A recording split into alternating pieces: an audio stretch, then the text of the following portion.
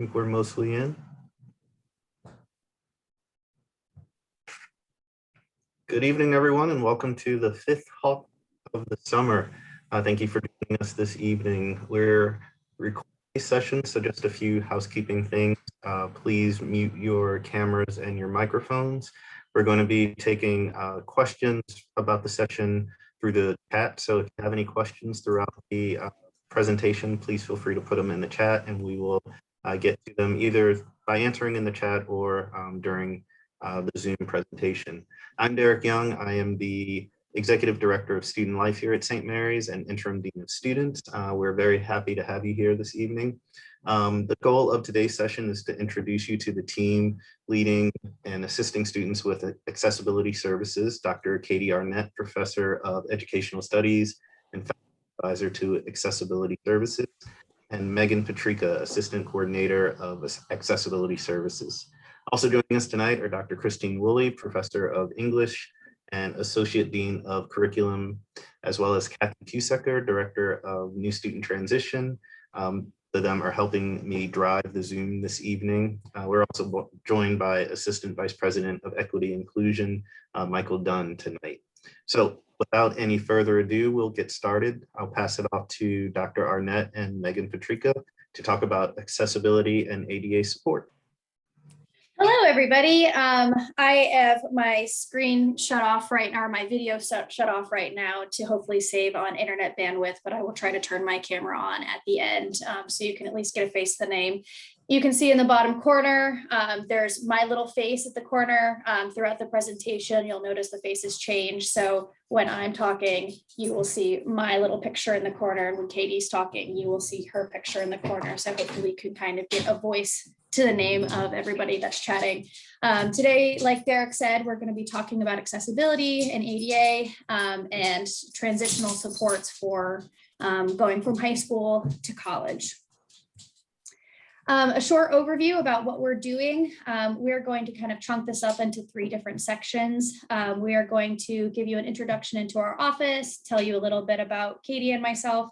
We're going to talk about accessibility in college, so accommodations in high school versus college. We'll have a break for questions then. Then we will be talking about eligibility at SMCM, so who is eligible for accommodations at St. Mary's. We'll have a little bit of examples of accommodations. We'll have another break for questions, and then we're going to talk about the actual accommodation request process. A little bit about myself, like Derek said, my name is Megan Patrica. I'm the Assistant Coordinator of Accessibility Services. I do a lot of the front-facing work in the office. So basically what that means is that my day-to-day is working directly with students. I also oversee the testing center in our office, and when I'm not working, I'm hanging out with my dog Ira. Hopefully she doesn't make a guest appearance in this, but if she does, you will hear her chasing her tail in the background of this. And I will let Katie introduce herself. Oh, there we go. Mute 101. There we go. Hi, everyone. I'm Katie Arnett, Faculty Advisor for Academic Accessibility at St. Mary's, member of the Department of Educational Studies. I've been working with OAS now for 3 years in this capacity, working with Megan in the day-to-day running of the office, but I also work behind the scenes a lot, doing the legwork to figure out guidelines, policies, procedures, processes around campus when we have opportunities to innovate for our accessibility purposes. And when I'm not navigating this, I like to play Lego and hang out with my kiddos and obsess over Volkswagen Beetles. And with that, Megan, I think we can go ahead. Sure. Throughout our Hawk Talk, we're going to show this bit.ly and a QR code that you can get to our homepage. For folks that may have a hard time seeing the bit.ly, it is bit.ly/SMCM access. If for some reason that's not working or you can't remember that, you can go to the SMCM homepage and go to the search bar and type in ADA. That's always how I find it. And I also frequent it so much that my computer already knows that. So I just have to type it into my URL bar. But the first result should be our homepage. I forgot to mention this before. So our homepage, we do a lot of active updates in the summertime. So definitely take a look at that after the Hawk Talk. There's a lot of good information on there about documentation, eligibility, and all the things that we're talking about here today. A little overview of our office. So our office reviews and manages all student living, learning, and dining accommodations at St. Mary's. And again, we're going to talk more about that later today. We also oversee the testing center for folks that have testing accommodations. And then we also coordinate and support different assistive technologies that folks may be approved for. All right, so I'll talk a little bit about our differences between accessibility in high school and accessibility in college. And on the screen, you see two images underneath our subtitles. Underneath the title of accessibility in high school, you see a lot of arrows heading towards the center, whereas on the other side of the slide, you see a lot of arrows heading out from the center. And visually, as our office has often explained this to folks, this is how to think about the differences with accessibility in high school. The student is always at the center, but in the high school K-12 world, a lot of supports are coordinated around the student and a lot of things are managed for the student, and they happen sometimes without the student knowing. Communications are shared with the teachers, parents are communicating with the teachers. All of this is happening to support the student, but it's all heading inward. Accessibility in college is a little bit different in that it has to start with the student at all step of the process, and everything they have to manage a lot of the coordination for what goes on for their accessibility experience. We are certainly there to be allies and resources for them as they navigate this process, but really it has to start with them and stepping forward for themselves and doing some self-advocacy. So Megan's clicking for me. There we are. So here we are with just some quick overviews of accessibility in college.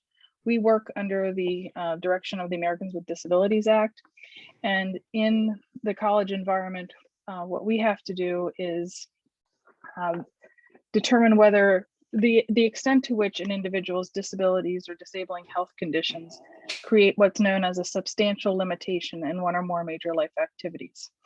Our accommodations are focused on the idea of access to the learning environment and the classroom experience. The goal is to avoid discrimination based on disability. This is a difference from how high school operates because it is a different legal expectation in their most K-12 operations, and that sometimes changes the scope and type of accommodations we are able to offer. Our accommodations are about minimizing and, where possible, removing barriers to access the experience, but it's certainly more on the student for them to navigate and create their own success in the classroom.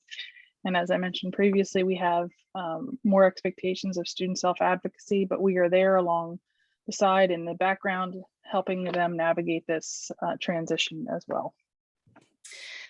So with all of that information, something that Katie and I continually plug and will continue to plug is this book by Elizabeth Hamlet, From High School to College, Steps to Success for Students with Disabilities. We refer this for parents, for incoming students. Elizabeth Hamlet is a wealth of knowledge. She's a learning disability consultant in higher ed. She outlines a lot of the differences that we talked about here in more detail about the different laws, what accommodations, may be something that can be approved at the college level versus not. And then she also has a lot of resources about, strategies. Okay, if this is something that you can't have at the college level, what is something that the student may be able to do on a self strategy. Elizabeth Hamlet also has a really great website called LD Advisory.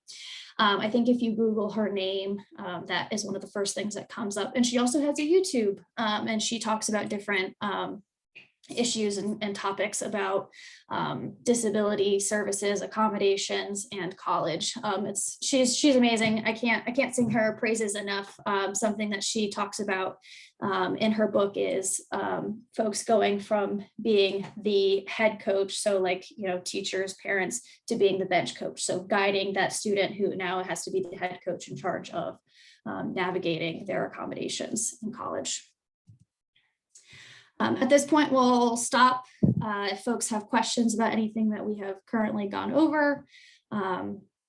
feel free to add them in the chat box, and we will try to answer them. If not, then we will keep going, but I will pause for a second for questions.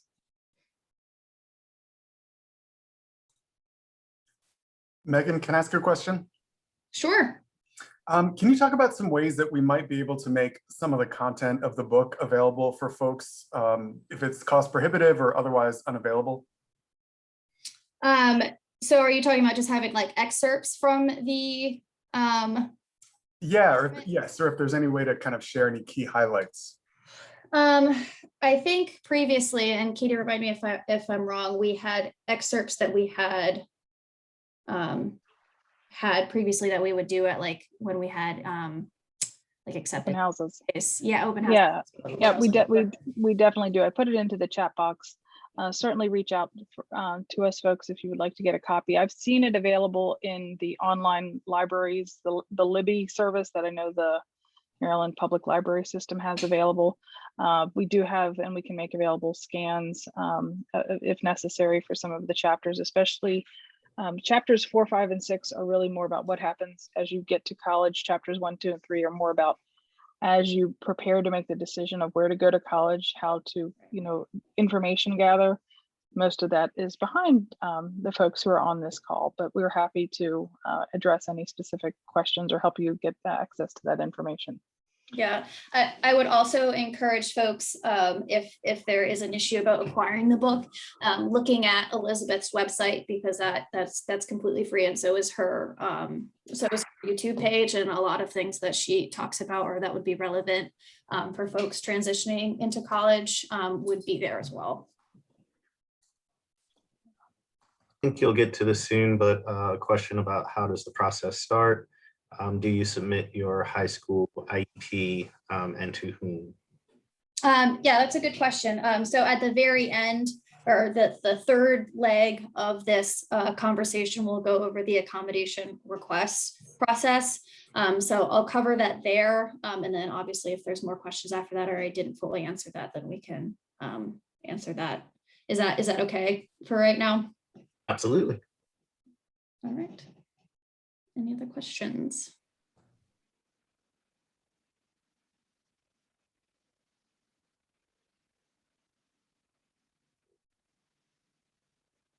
All right. Derek, am I okay to move on to the next slide? Yes, thank you.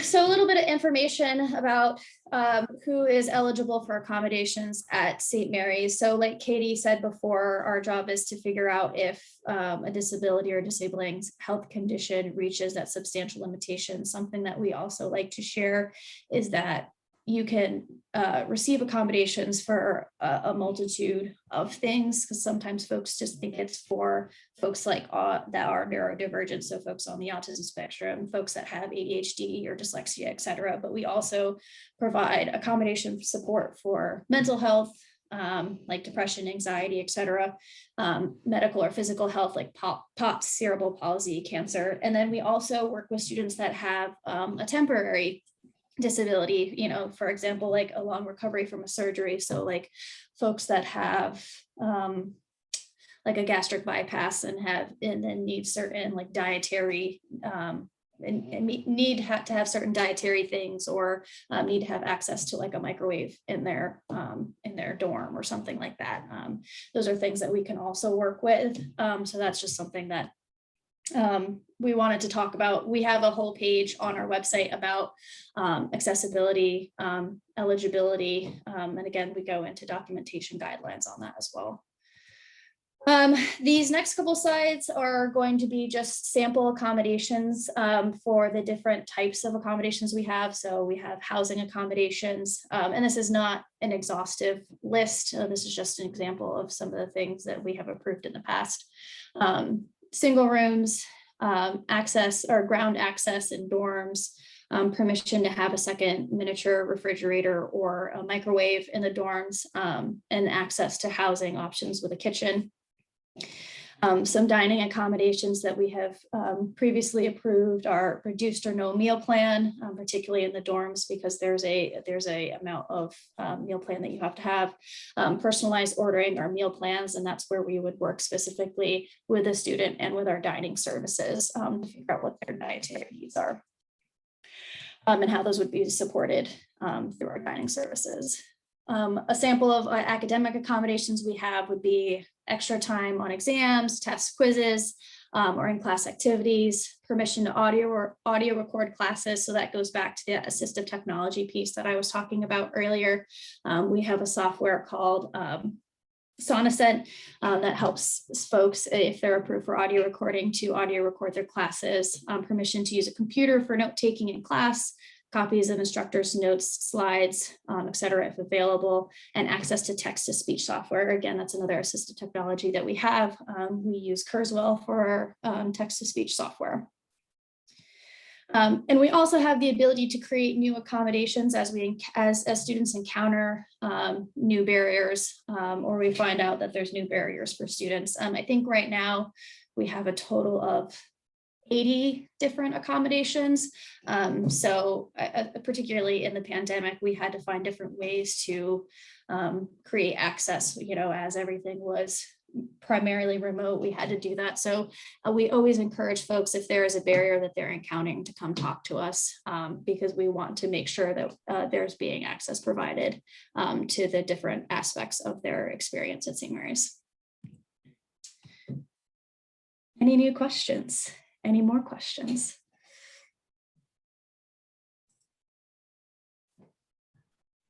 No new questions right now.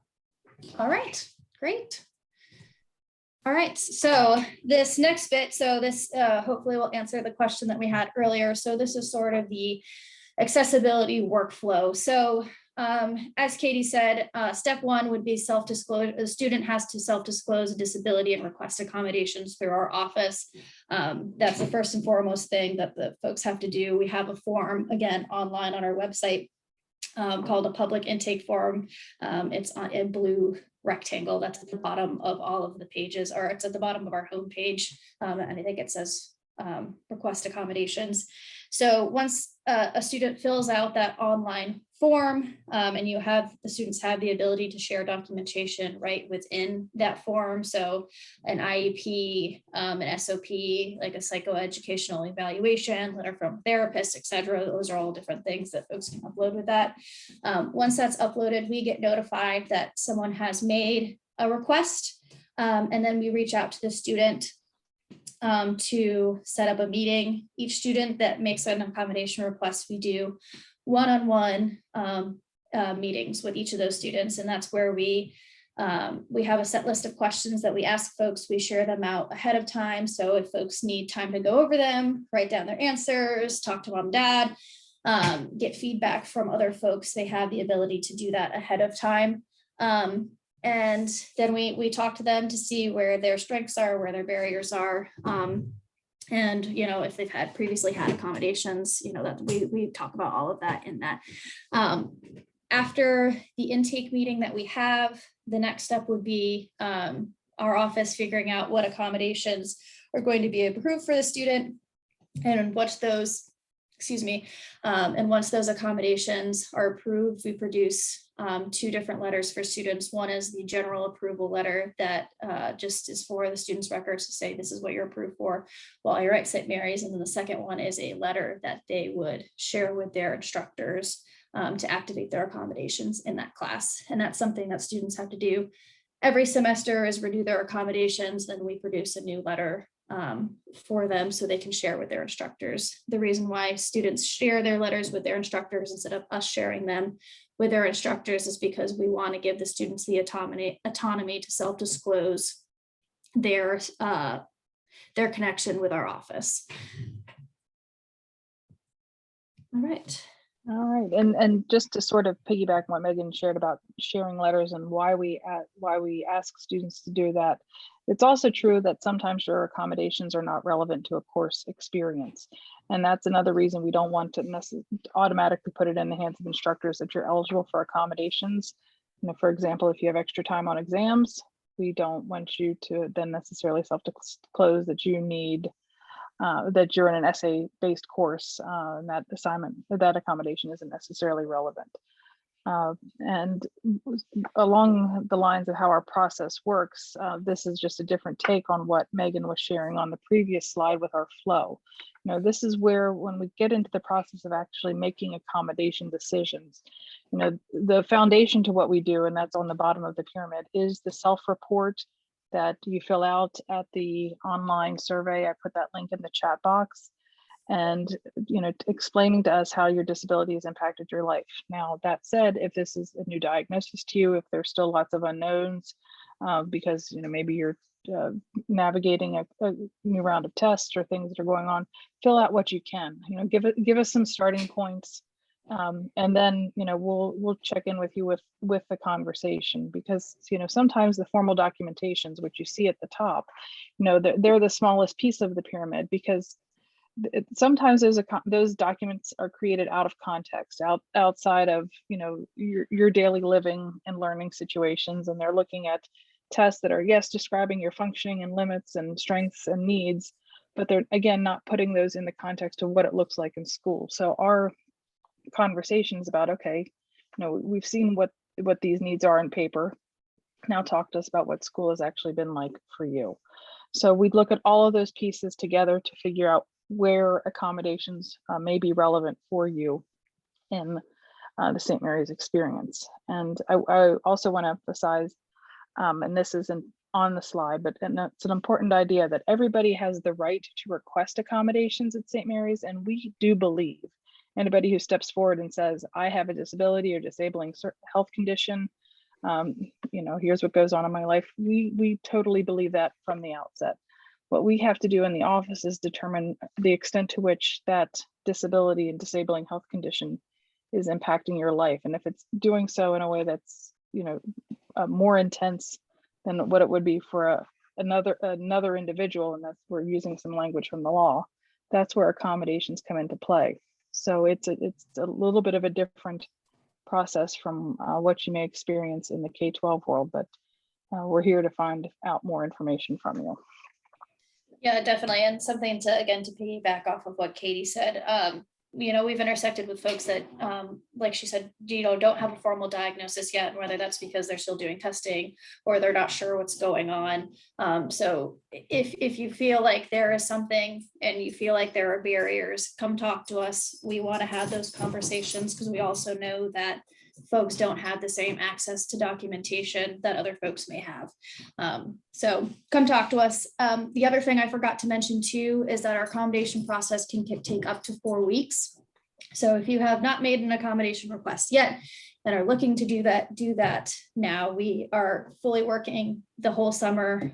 So start that process as soon as you can, just so you can have those accommodations approved and ready to go for your first day of classes. And, you know, then it takes us back to our main website. We use the bit.ly and the QR code just, again, for ease of access. Variety of information, things are there organized in drop-down menus. But that said, if you get lost or it's overwhelming, because we get it, there's a lot of stuff that's overwhelming, and sometimes it's just easier to talk to someone, you can certainly reach out to us. Definitely. And with that, oh, just kidding. There's a question. And then my contact information. I got ahead of myself. But I will try to turn my video back on so people can see my face, and then hopefully it doesn't crash the system. So with that, are there other questions that folks have that we did not answer with our presentation? I know that Katie and Megan did a fantastic job explaining accessibility at St. Mary's, but please, if you do have any questions in the chat, and we're happy to answer those. And if you're not comfortable with putting them in the chat, the next slide is our phone numbers. I have my phone number that is textable, and we also have our email address on there. So if there's something that is not something you want to disclose in the chat, we will answer them via email if necessary.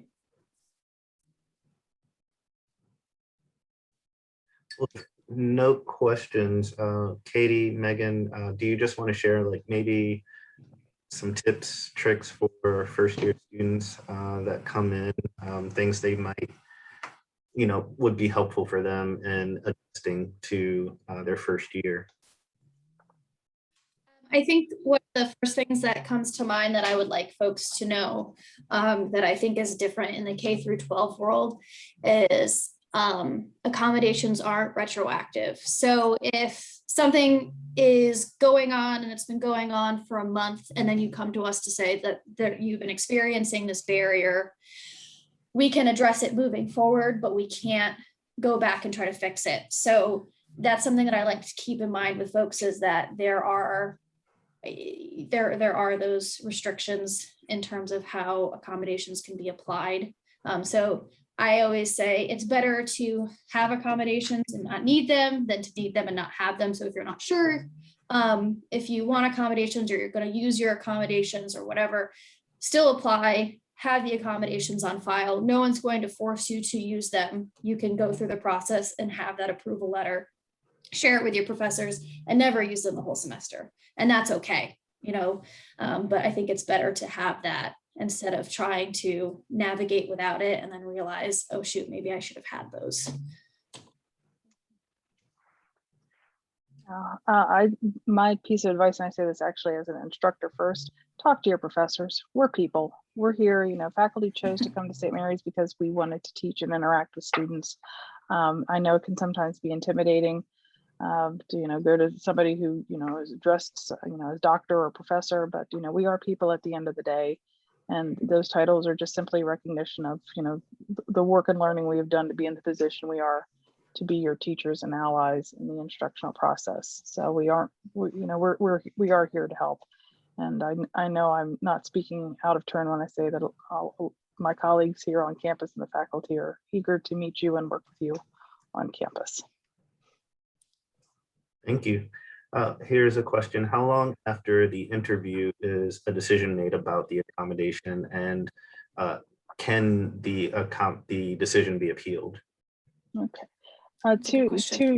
Both really good questions. So usually within a week after the interview, we are able to make decisions. But that said, where we are in our flow of operations right now, we have a lot of intakes going on, and we have a lot of due diligence sometimes to follow up after interviews around that. That's why we say it can take up to 4 weeks from the time you make your initial request to get a decision. But we know, sometimes it's about responsiveness to emails to get things scheduled. But we do our best once the interview is done to have it back to you within a week. And yes, decisions are appealable if you find that or think that we haven't followed our processes around the decision making, or you think that our approval or denial of an accommodation, or it usually comes into, did we deny an accommodation? You think it's really needed for you. You have the right to certainly appeal that decision, and we're in the process of updating our steps around that appeal process, and that'll be posted on the website shortly. Thank you. Any other questions?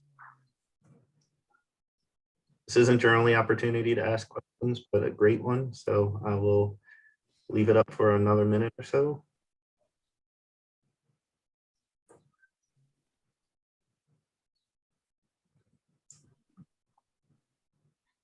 All right. Doesn't seem like there's any other questions. We will hang out for a little bit after the session ends. So if you do have any questions that ask people, or if you want to email or call either Megan directly, their information is there. But thank you so much for a wonderful session, Katie and Megan, and thanks to everyone who joined us this evening. So have an excellent night.